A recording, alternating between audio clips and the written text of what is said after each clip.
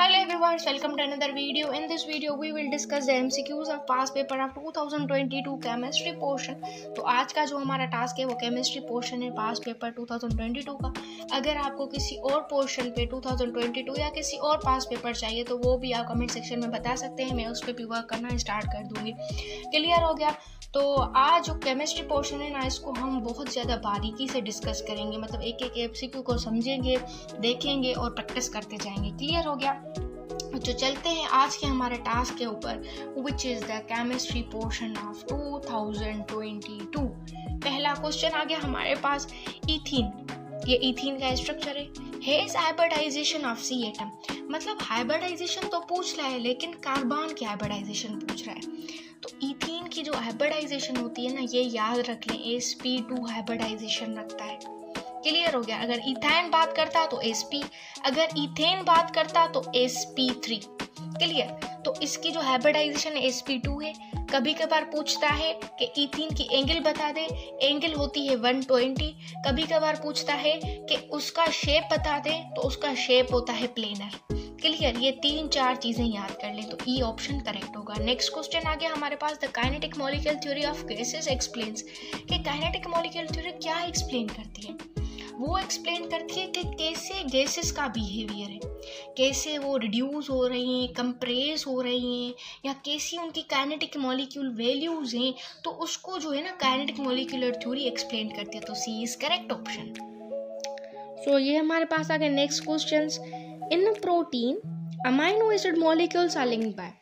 तो अगर प्रोटीन की बात की जाए ना, तो अमाइनो एसिड के बीच में कनेक्शन होता है या उनके बीच में एक लिंकेज होती है।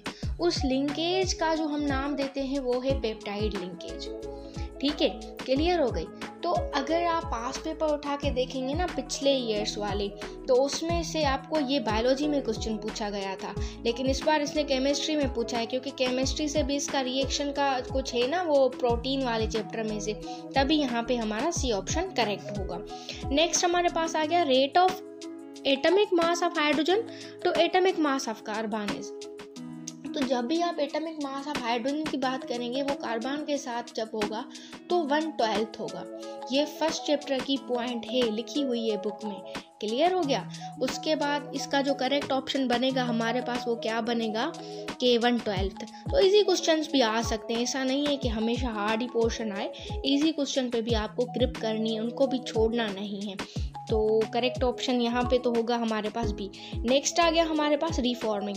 रीफॉर्मिंग क्या प्रोसेस है? Increase knocking of internal combustion engine, increase octane number, more is the knocking, better is the fuel to produce a fuel of less octane number, decrease octane number। तो देखें, रिफॉर्मिंग जब भी होगी ना, अगर पेट्रोलियम की आप रिफॉर्मिंग करा रहे हैं तो वो प्रोसेस ऐसा प्रोसेस है जिसमें स्ट्रेट चेन अल्केन्स या नॉर्मल ऑक्टेन नंबर वो कन्वर्ट होते हैं ब्रांच चेन में या आइसो ऑक्टेन में। तो इस डेफिनेशन से आपको क्या समझ आया कि रिफॉर्मिंग ऐसा प्रोसेस है जो नॉर्मल ऑक्टेन नंबर से आइसो ऑक्टेन में जा रहा है। मतलब क्या कर रहा है कि वो इंक्रीज कर रहा है ऑक्टेन नंबर को। क्लियर हो गई बात? तो थोड़ा सा डेफिनेशन को समझें, उसके बाद क्वेश्चन आसानी से आ जाएगा। तो बी ऑप्शन करेक्ट होगा। नेक्स्ट हमारे पास आ गया, addition product of formaldehyde and ethyl alcohol. ये एक रिएक्शन है, ऐसा क्या प्रोडक्ट बनेगा? Aldehyde, acetal, carboxylic acid, acetone या कीटोन। तो इस रिएक्शन को हम नेक्स्ट स्लाइड पे देखते हैं कि कैसे बनेगा ये रिएक्शन। तो इसका जो करेक्ट ऑप्शन बनेगा वो भी बनेगा। चलते हैं नेक्स्ट स्लाइड पे, कि जब भी फॉर्मल्डिहाइड ऐड होगा इथाइल अल्कोहल के साथ, तो पहली स्टेज में हमारे पास एसीटल फॉर्म होगा, लेकिन सेकेंड स्टेज में हमारे पास हेमी एसीटल फॉर्म होगा, लेकिन सेकेंड स्टेज में हमारे पास एसीटल ही फॉर्म होगा। क्लियर हो गई बात? सो हेमी एसीटल, और मतलब प्रोडक्ट जो है ना वो एसीटल ही लिखना पड़ेगा। लेकिन तो हमारे पास नेक्स्ट क्वेश्चन आ गया, in exothermic reaction by decreasing the temperature equilibrium constant. कि यहाँ पे दो चीज़ें बोल रहा है, एक तो एक्सोथर्मिक रिएक्शन है और दूसरा टेम्परेचर कम हो रहा है। तो देखें, अगर एक्सोथर्मिक रिएक्शन में टेम्परेचर को आप कम करते जाएंगे तो वो जो रिएक्शन होगा ना वो फॉरवर्ड जाना पसंद करेगा, और उससे हमारे पास हीट की जो मिकदार है वो भी बढ़ती चली जाएगी। क्लियर हो गया? So by exothermic reaction decreasing the temperature equilibrium constant will be increases. तो इस हिसाब से अगर हम देखें तो हमारा करेक्ट ऑप्शन क्या होगा? ई। चलते हैं नेक्स्ट MCQ की तरफ। Viscosity is the measure of. कि विस्कोसिटी किसका मेजरमेंट है? तो विस्कोसिटी जो है ना रेजिस्टेंस है in the flow of liquid, कि कितना एक रुकावट एक लिक्विड को बहने में आ रहा है। जब एक लिक्विड फ्लो हो रही है तो कितनी रुकावट है। So B is correct one. Acetone gives, acetone क्या देता है, कौन सी टेस्ट पॉजिटिव देता है, इज अकॉर्डिंग टू की एसीटोन जो होता है ना वो फेलिंग टेस्ट पॉजिटिव देता है। सो ए इज करेक्ट ऑप्शन। उसके बाद नेक्स्ट क्वेश्चन आ गया कि इस इक्वेशन को देखें, यहाँ पे n ग्रेटर है 2 से, in this equation hydrogen spectrum is. तो हाइड्रोजन स्पेक्ट्रम ये जो होगा ना ये होगा बाल्मर के लिए। अगर यहाँ पे 2 की जगह आ जाए 3 तो वो पाशन के लिए, अगर 2 की जगह आ जाए 1 तो वो लैमन के लिए, अगर 4 आ जाए तो वो ब्रेकेट के लिए, अगर 5 आ जाए यहाँ पे तो वो पी फंड के लिए होगा। लेकिन यहाँ पर सिर्फ 2 है तो 2 सिर्फ बाल्मर सीरीज के लिए ही आता है। तो इस हिसाब से अगर हम देखें तो हमारा कौन सा ऑप्शन करेक्ट होगा, ई ऑप्शन करेक्ट होगा। So the first law of thermodynamics will reduced at constant volume. तो अगर आप फर्स्ट लॉ ऑफ थर्मोडायनामिक्स की बात कर रहे हैं ना, तो अगर उसमें आप वॉल्यूम को कांस्टेंट कर दें तो क्या होता है कि जो Q होता है ना हीट, मतलब वो इक्वल हो जाती है इंटरनल एनर्जी के। तो इस हिसाब से हमारा डी ऑप्शन करेक्ट होगा। चलते हैं नेक्स्ट क्वेश्चन की तरफ। The electrolysis of dilute acid solution gives. तो देखिए अगर आप इलेक्ट्रोलाइसिस करें ना किसी भी डाइल्यूट एसिड की, मतलब आप सल्फ्यूरिक एसिड ले लें और उसमें आप प्लैटिनियम के इलेक्ट्रोड्स को डाल दें, तो क्या होता है कि ऑक्सीजन जो होती है ना वो लिब्रिकेट होती है एनोड पर, और जो हाइड्रोजन होती है वो लिब्रिकेट होती है एट द कैथोड। क्लियर, ये फुल प्रोसेस होता है, आपको एक बार समझना पड़ेगा। So B is correct option. उसके बाद आ गया Ostwald process is the oxidation of. अच्छा, ओस्टवाल जो प्रोसेस होता है ना वो 3 स्टेप्स में होता है। उसमें जो खास प्रोसेस होता है ना वो ऑक्सीडेशन ऑफ अमोनिया होता है, या डिसोसिएशन ऑफ नाइट्रिक एसिड होता है, या ऑक्सीडेशन ऑफ नाइट्रोजन डाइऑक्साइड होता है। तो जो मोस्ट इम्पोर्टेंट अप्रोप्रिएट ऑप्शन होगा ना तो वो होगा कि oxidation of ammonia. So Ostwald process is the oxidation of ammonia. Ammonia की यहाँ पे सिंबल है B, NH3। So B option correct होगा हमारे पास। The dipolar movement of carbon dioxide is 0 because it is. अच्छा, पूछ रहा है कि अगर जो हमारे पास डायपोलर मूवमेंट है कार्बन डाइऑक्साइड का ये 0 है तो उसका शेप क्या होगा। अगर कार्बन डाइऑक्साइड का 0 है तो उसका शेप जो है ना वो लीनियर बन जाता है, लीनियर, उसके जो लाइंस होते हैं ना वो लीनियर आ जाते हैं। सो बी हमारे पास करेक्ट ऑप्शन बनेगा। Next question, the 2 crystals NaNO3 and CaCO3 both are trigonal, they are. अच्छा, मतलब इन दोनों की शेप सेम है। अगर किसी भी कंपाउंड की शेप सेम हो, क्लियर, तो उसको हम बोलते हैं आइसोमॉर्फ्स या आइसोमॉर्फस सिस्टम। तो ये हमारे पास ई ऑप्शन का सही हुआ। उसके बाद आ गया नायलॉन 66 इज, नायलॉन 66 क्या है, एक पोलियमाइड है, क्लियर। और ये जो है ना ये एक तो टेक्सटाइल में यूज़ होता है और दूसरा प्लास्टिक इंडस्ट्रीज में यूज़ होता है। तो इसलिए ये एक कंडेंसेशन पॉलीमर तो है, लेकिन किसका कंडेंसेशन पॉलीमर है, ये हेक्साडायोइक एसिड और 1,6-डायअमाइनो हेक्साइन का जो है ना ये सिस्टम है। So B is correct. तो हमारे पास आ गया नेक्स्ट क्वेश्चन है इक्विलिब्रियम इन रिवर्सिबल रिएक्शन। तो क्या होता है जब इक्विलिब्रियम और रिवर्सिबल रिएक्शन आ जाए। तो देखें, अगर यहाँ पे इक्विलिब्रियम की बात कर रहा है तो आपको ये समझना है कि इक्विलिब्रियम में क्या होगा कि कंसंट्रेशन ऑफ रिएक्टेंट और प्रोडक्ट इक्वल हो जाएगी। अच्छा, अगर यहाँ पे रिवर्सिबल रिएक्शन की बात कर रहा तो उसका जो रेट है ना फॉरवर्ड और बैकवर्ड वो भी इक्वल हो जाएगा। मतलब यहाँ पे 2 चीज़ों की बात कर रहा है। अगर इक्विलिब्रियम की बात करता तो कंसंट्रेशन पर ध्यान देते, और अगर रिवर्सिबल की बात कर रहा है तो फॉरवर्ड और बैकवर्ड पे ध्यान देंगे। लेकिन यहाँ पे दोनों चीज़ें हैं, तो क्वेश्चन को गौर से समझना है पहले। तो यहाँ पे हमारा डी ऑप्शन करेक्ट होगा, क्योंकि रिवर्सिबल रिएक्शन है the concentration of reactant and product become constant in the rate of forward reaction and same is the backward reaction. Clear हो गई बात। आ गया हमारे पास next question, rate of reaction increases by addition of catalyst because. अच्छा, जब भी आप कोई भी रिएक्शन करवाते हैं तो क्या होता है, उसमें जो हमारा कैटलिस्ट होता है ना वो इंक्रीज हो जाता है। कैटलिस्ट ऐड करने से हमारा रेट ऑफ रिएक्शन इंक्रीज हो जाता है। जब रेट ऑफ रिएक्शन जब भी इंक्रीज करेगा ना तो वहाँ पे एनर्जी ऑफ एक्टिवेशन कम हो जाएगी। मतलब when the increase of rate of reaction the energy of activation decreases. Clear हो गया। उसके बाद यहाँ पे हमारा जो करेक्ट ऑप्शन बनेगा वो क्या बनेगा, एनर्जी ऑफ एक्टिवेशन डिक्रीजेस। तो इस हिसाब से हमारा सी ऑप्शन करेक्ट हुआ। नेक्स्ट क्वेश्चन क्या बोल रहा है कि reaction of H2 + Cl2 product to HCl is a, ये कौन सा रिएक्शन है, second order, first order, half order, third order, zero order. तो जब भी आपको ऑर्डर देखना होता है ना, तो आप क्या करते हैं कि रिएक्टेंट की मिकदार देखते हैं कि उसमें कितने मॉलिक्यूल्स हैं, लेकिन इस रिएक्शन में ये नहीं करना। आपको ये देखना है कि इसमें क्लोरीन यूज़ हो रही है ना, जिस भी रिएक्शन में क्लोरीन यूज़ हो ना, तो वो रिएक्शन कौन से होते हैं, वो फोटोकेमिकल रिएक्शंस होते हैं। क्लियर हो गई बात। तो फोटोकेमिकल रिएक्शंस क्या बोलते हैं, जीरो ऑर्डर होते हैं। सो ई करेक्ट। अच्छा, तो देखिए next question, purified CaCO2 reacts faster because of the increase of. देखिए अगर कोई भी जो है ना मॉलिक्यूल फास्टर रिएक्ट कर रहे हैं अपने गिर्द, तो उससे ये आप कंफर्म सोच लें कि उसकी जो सरफेस एरिया होगी ना वो ज़रूर इंक्रीज हुई होगी, तभी तो वो फास्टर मोशन कर रहे हैं। इसलिए हमारा बी ऑप्शन करेक्ट होगा। अभी नेक्स्ट क्वेश्चन आ गया, oxidation of K2MnO4 by Cl2 is manufacture.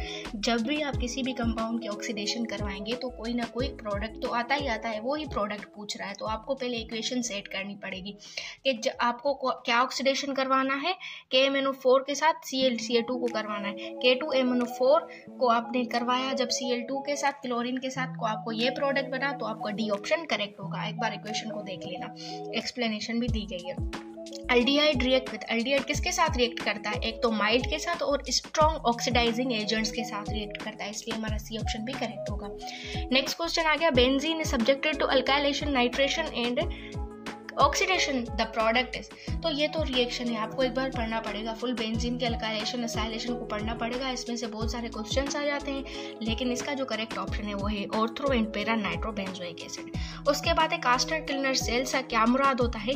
देखिए जब भी आप इलेक्ट्रोलाइसिस कराएंगे ना, तो उससे क्या होगा, कास्टर टिल्नर सेल में ये थ्योरेटिकल पॉइंट है, याद रख लें, सोडियम हाइड्रोक्साइड और जो हाइड्रोजन है वो हमारे पास कैथोड पर आ जाएगी और क्लोरीन एनोड पर। क्लियर। अच्छा, तो क्वेश्चन आ गया हमारे पास, बेक्लाइड इज अ पॉलीमर ऑफ, कि बेक्लाइड किसका पॉलीमर है। पहले आप इसका आंसर करेक्ट देखें, उसके बाद हम नेक्स्ट स्लाइड पे इसकी एक्सप्लेनेशन देखते हैं। तो इसका डी ऑप्शन करेक्ट होगा। Next slide please.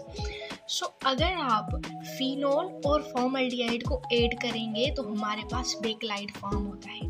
तो यहाँ पे पहला स्ट्रक्चर फिनोल है, नेक्स्ट फॉर्मल्डिहाइड है, उसके बाद हमारे पास क्या आ रहा है, बेक्लाइड आ रहा है। So phenol plus formaldehydes make the Bakelite. Clear हो गई होगी बात, आई होप। चलते हैं अपने नेक्स्ट क्वेश्चन पे। उसके बाद आ गया हमारे पास, phenol when subjected to nitration product is. अच्छा देखें, जब भी आप फिनोल को ट्रीट करें ना कंसंट्रेटेड नाइट्रिक एसिड के साथ, तो उसकी मतलब नाइट्रेशन होगी। तो नाइट्रेशन में वो फॉर्म करता है एक प्रोडक्ट जिसको हम बोलते हैं 2,4,6 ट्राई नाइट्रोफिनोल, या उसको कॉमनली हम बोलते हैं पिक्रिक एसिड। क्लियर हो गई बात। तो एक तो फिनोल के पास पिक्रिक एसिड आ जाएगा अगर प्रोडक्ट की बात करें, तो वो प्रोडक्ट किस जगह पे होते हैं, ऑर्थो पे नाइट्रोफिनोल और पैरा नाइट्रोफिनोल पर होते हैं। ये बुक की एग्जैक्ट पॉइंट है, ये फिगर में बना हुआ है कि ऑर्थो एंड पैरा पे होते हैं। उसके बाद heating a mixture of chromate और इन एयर टू मैन्युफैक्चर। तो जब भी आप क्रोमेट को हीट करेंगे ना, तो उस पे हमारे पास क्या आ जाता है, पोटेशियम क्रोमेट फॉर्म हो जाता है। तो इसलिए हमारा ई ऑप्शन करेक्ट होगा।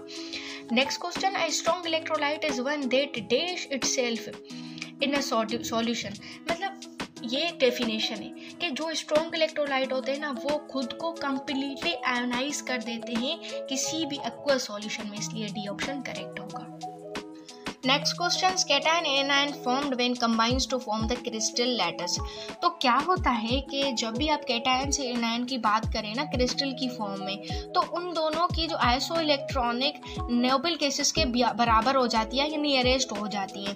क्लियर। और उनके जो नंबर ऑफ इलेक्ट्रॉन्स होते हैं, अगर मेटल्स की बात करें, नोबल केसेस के या नॉन मेटल्स की बात करें, तो वो भी इक्वल हो जाते हैं, नियरली इक्वल हो जाते हैं। क्लियर हो गया। इलेक्ट्रॉन्स भी इक्वल हो जाते हैं।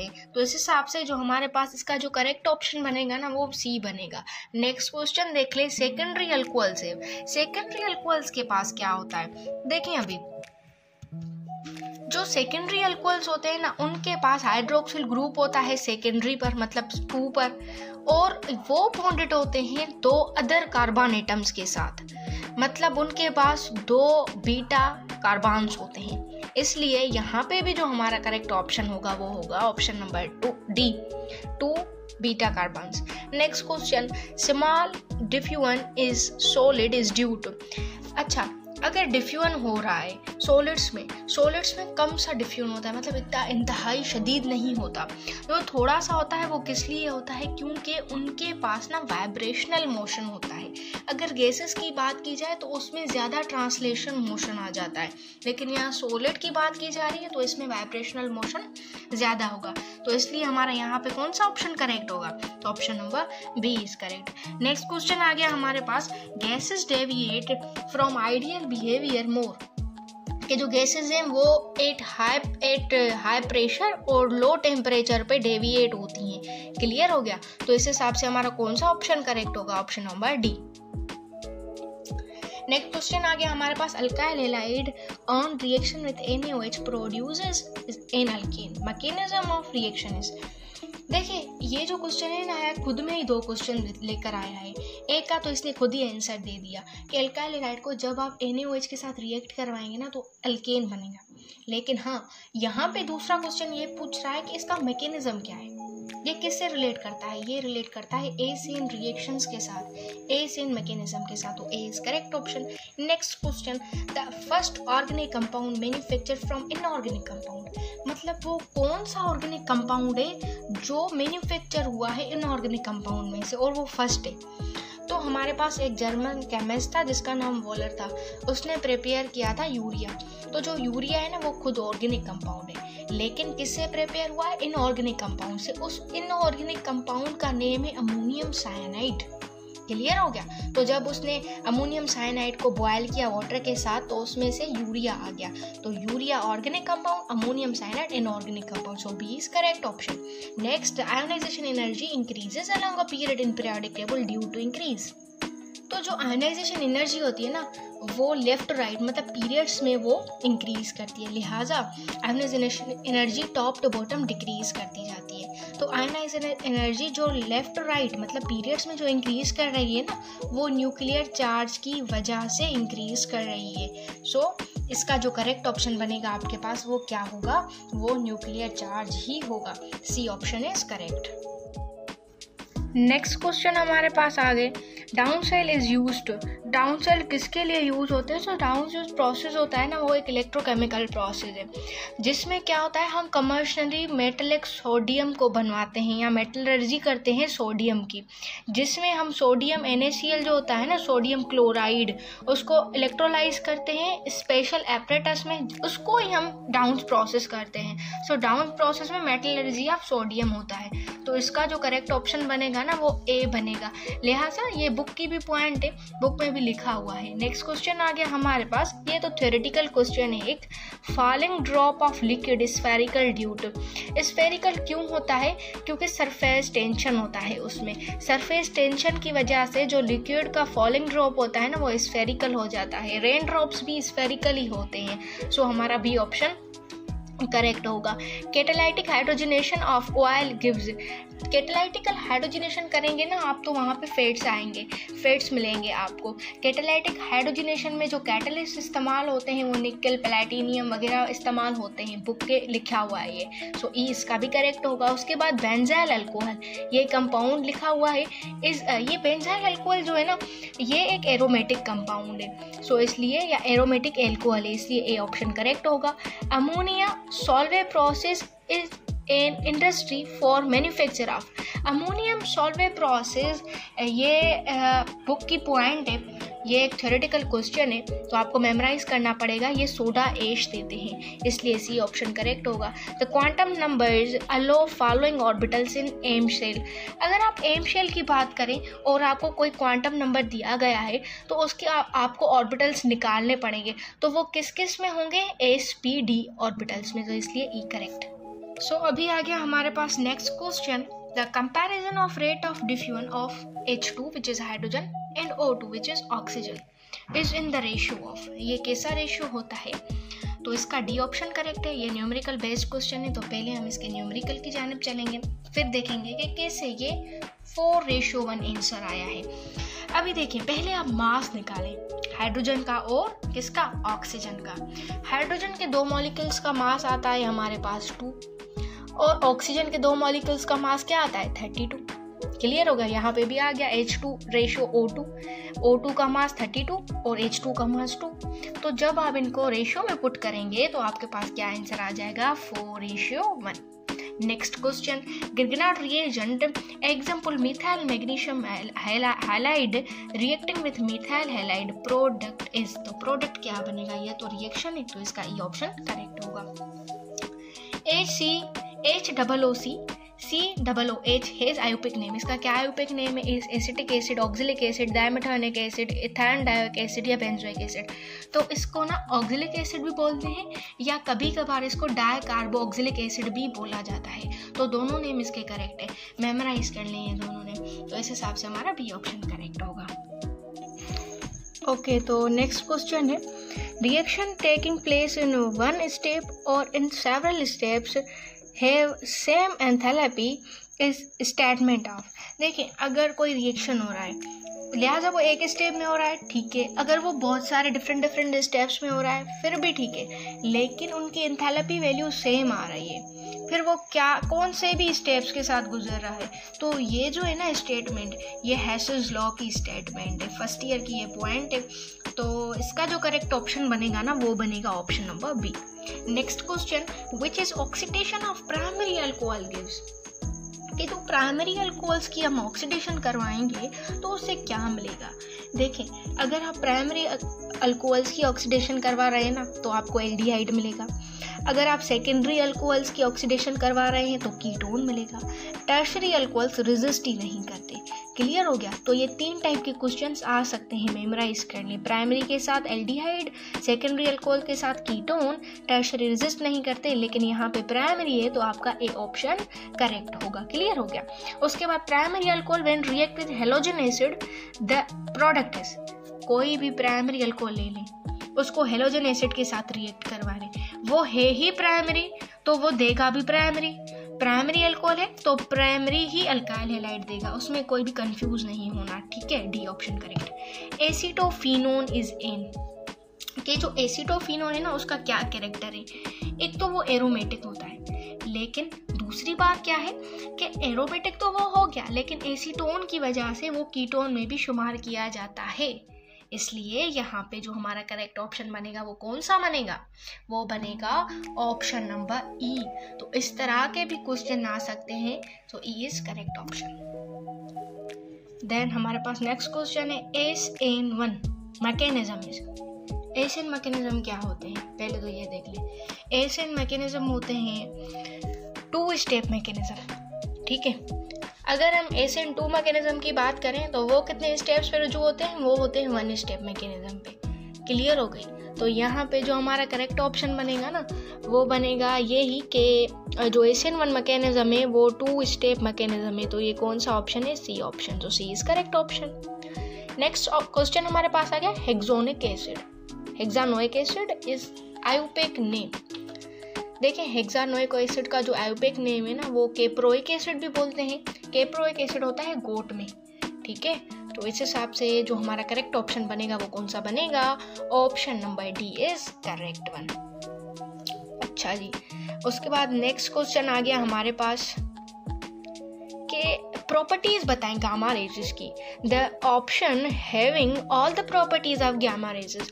गामा रेजेस में एक बात तो ये याद रख लें, मोस्ट इम्पोर्टेंट बात, कि जो गामा रेजेस होते हैं ना उसकी पेनिट्रेशन हाई होती है और उनकी आयोनाइजेशन लो होती है। ठीक है, तो ये तो मोस्ट इम्पॉर्टेंट पॉइंट याद रख लें। तो यहाँ पे मुझे नज़र आ रहा है ऑप्शन जो बी है ना वो कि मोस्ट पेनिट्रेटिंग, ये तो हो गया, लेकिन velocity is equal to that of light, no deflection in magnetic field. Magnetic field में भी उनकी कोई जो है ना डिफ्लेक्शन नहीं होती, शॉर्ट वेव लेंथ होती है, शॉर्टर देन एक्स रेज होते हैं। तो ये सब जो फीचर्स है ना ये गामा रेजेस के हैं। तो इस हिसाब से बी ऑप्शन करेक्ट होगा। Then the solubility product KSP predicts whether, के वेदर के जो उसमें ना रिएक्शन में या कोई भी कंपाउंड है उसमें प्रेसिपिटेशंस अकर हुए या नहीं हुए। सॉलिबिलिटी इस बात पे रुजू करती है।